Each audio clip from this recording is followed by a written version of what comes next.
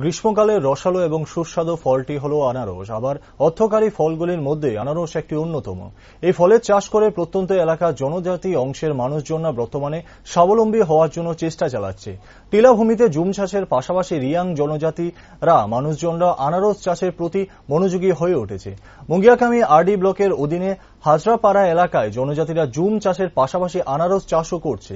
এ এলাকার রিয়াং জনজাতির এক আনারস চাষি কাজিয়াং রিয়াং সাংবাদিকদের মুখোমুখি হয়ে জানান, অন্যান্য বছরের ন্যায় এই বছরও টিলাভূমিতে চারা গাছ রোপণ করছেন, তবে ওই চারা গাছগুলি নিজের গাটের অর্থ ব্যয় করেই ক্রয় করছেন।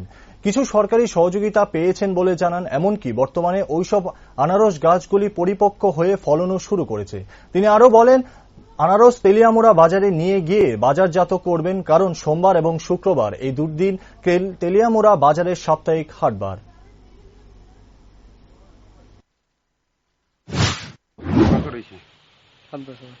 কোন সুযোগ সুবিধা পাইছেন সরকারি? পাইছে। কেমন ফলন হয়েছে এবার? ফল তো মোটামুটি চলে।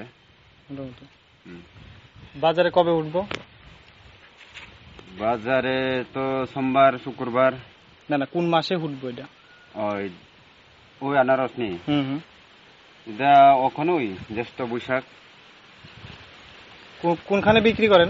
তেলিয়ামুড়া পাইকারি বেচে, বইও বেচে। কত করে বিক্রি করে? ঠিক না, এটা 20 টাকা আছে, 30 টাকা আছে, মাল বুঝি আর কি। আচ্ছা, কোন জায়গা এটা? এটা হাজরাপাড়া। আপনার নাম? আজিজন রিয়াং। কতটুকু জায়গা আনারস বাগান? এটা জায়গা তো আইডিয়ার কইতে পারে না, এটা কই কানে হইব, এটা এমনি 6-7 কান মতন হইব।